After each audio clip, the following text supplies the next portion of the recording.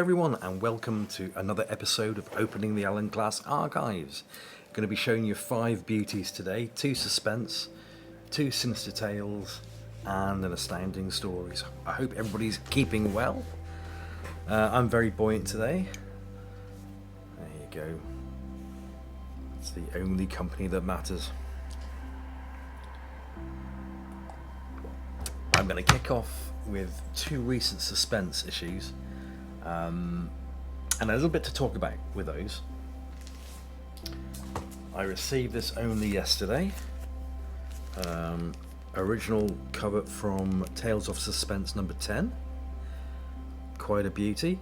I'm really knuckling down. This is issue 228, by the way. Quite late in the run. So this will be early to mid 80s, I should imagine, when it was produced.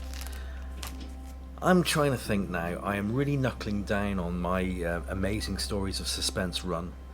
I think I have about 22 issues, and I'll have the complete run of that title.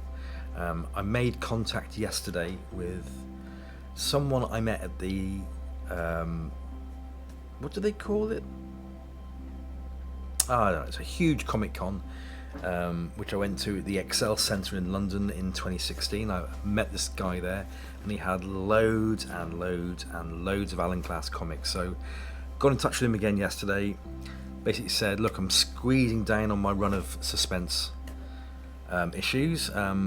Have you still got any? And he came back within 10 minutes and said, yep, I've got them. Well, I've got loads of still left. Send me your list. So I sent him the list. He came back again really quickly. I think I've got some of those. Leave it with me. So that's what I'm doing right now.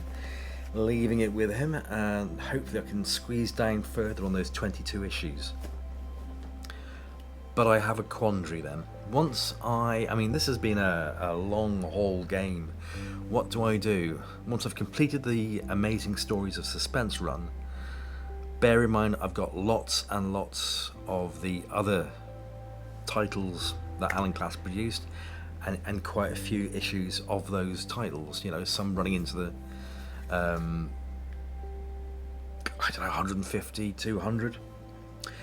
Do I carry on? Noting that this has been, in the most part, pretty inexpensive to collect, but there have been some issues which have been left my wallet absolutely broken.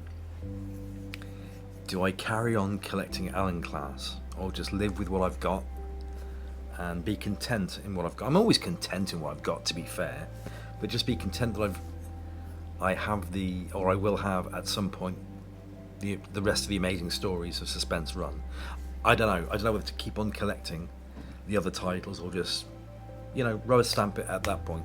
We shall see. I mean, it might take me a good few years to collect the issues that I need. I mean, if this fella doesn't, you know, even if he does come true, I don't think he'll have all 22. I'd be amazed if he did, but we shall see. I'll keep you informed anyhow.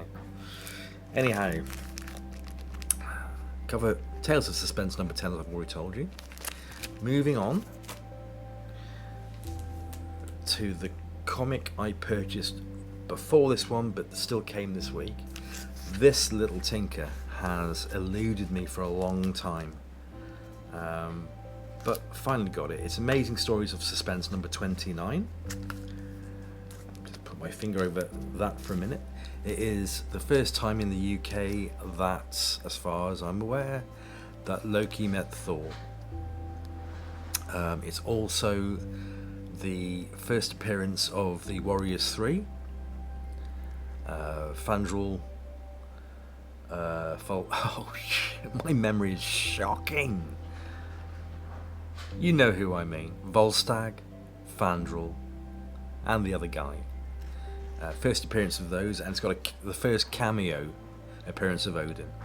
So this little tinker has eluded me about 4 or 5 times now. I'm going to reveal how much I paid for it.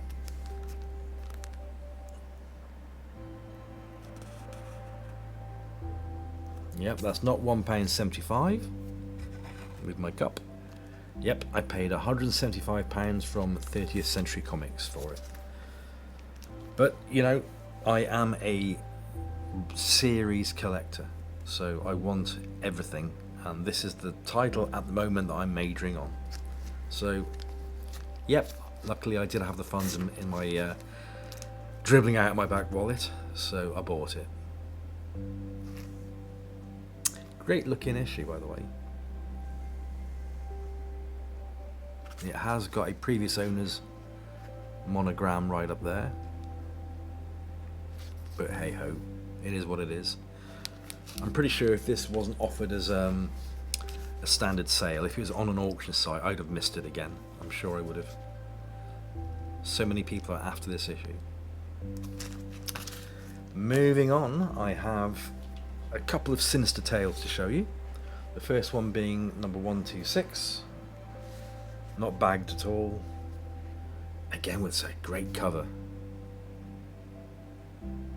Sinister Tales 126. Let me do as I always do, just check the insides for any hidden gems.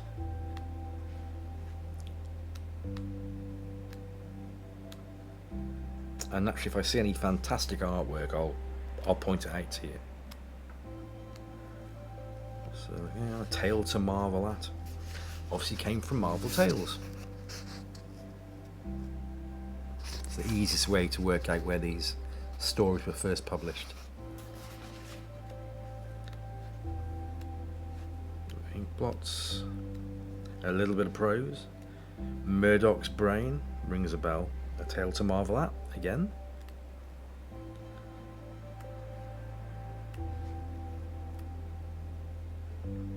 The Man Who Meddled, a tale to marvel at. Monsters on the Moon, and that's it. So no, as last week, no hidden gems in this particular title. Moving on to Sinister Tales number 135. Another great cover. I'm starting to hand-pick the issues I've got now to show you issues which have fantastic covers, which actually, for me, mean something. It's another beauty. Great condition. It's going to be the early 80s for this, or late 70s, early 80s. More likely early 80s. Hidden gem-wise,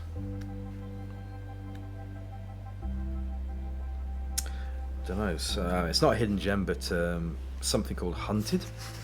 The story's Hunted. Story by Stan Lee, art by Steve Ditko. If anybody knows where this story comes from, just to drop a comment. Inside the fallout shelter. Well, that's classic Kirby.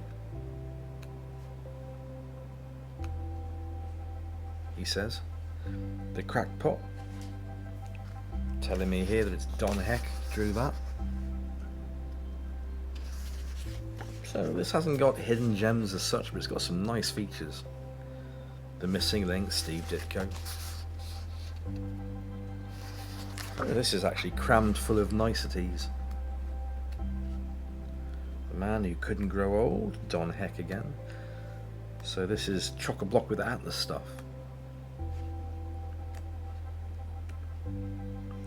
The Thing in the Sky, Stan Lee, Steve Ditko.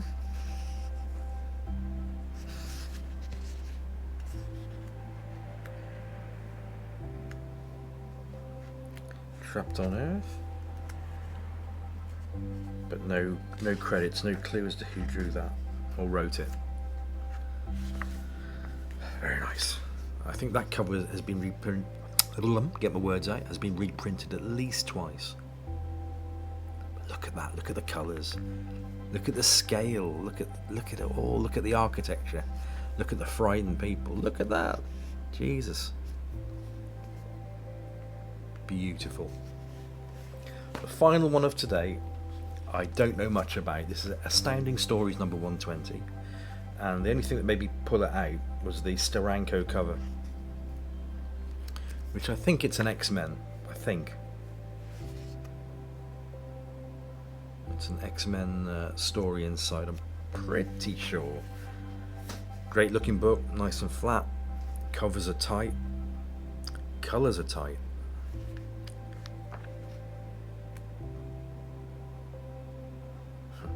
Journey into fear with this towering epic of universal life and death, as told by Stan Lee, editor, Jim Steranko, writer, illustrator, Frank Giacoa, inker, and Sam Rosen, letterer.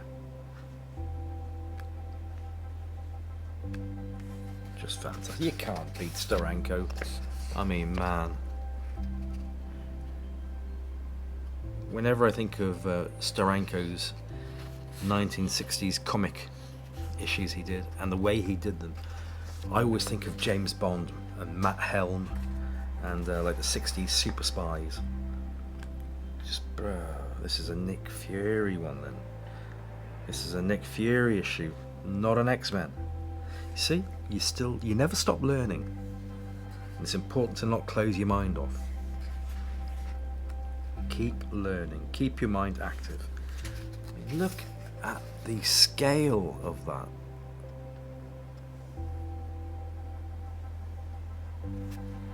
Lovely.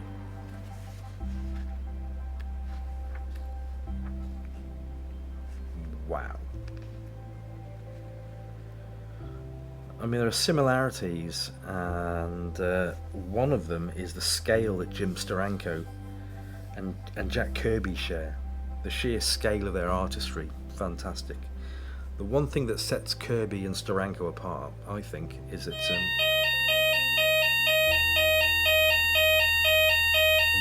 yeah, thank you for the alarm. The difference is that Kirby, which I love them both, but Kirby did the extended perspective. I love that. Steranko didn't do that. He just drew in great detail, just like Kirby did. But Steranko drew to scale, I think.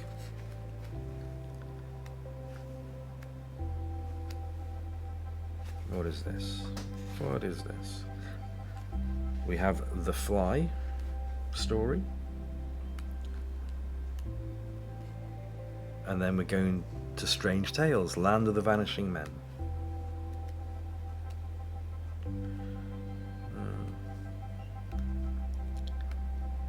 No hidden gems bar the Nick Fury Agent of S.H.I.E.L.D. story, which is proudly shown on the front anyway. And that, my dear friends, that is the end of today's episode. I hope you've enjoyed the brief walkthrough and a little bit of a talky. I got a feeling I've got a customer coming in, so I'll bid you a very quick ta-ta. See you on the next video. Have a great week, everyone. Have a fantastic weekend. That's coming up shortly. Bye, everyone. I'm out of here.